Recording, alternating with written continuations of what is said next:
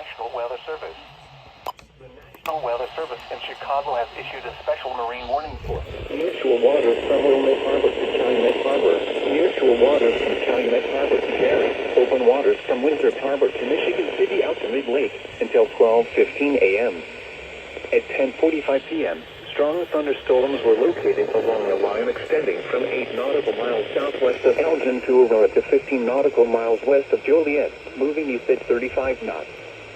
Hazard, wind gusts to 40 knots. Source, radar indicated. Impact, small craft could be damaged and briefly higher winds and suddenly higher waves. Locations impacted include Harrison Beaver, Crib, Wilmette Harbor, 31st Street Harbor, Monroe Harbor, Calumet Harbor, Indiana Harbor, Montrose Harbor, Burnham Harbor, Hammond Marina, Jackson Park Harbor, Belmont Harbor, and 59th Street Marina.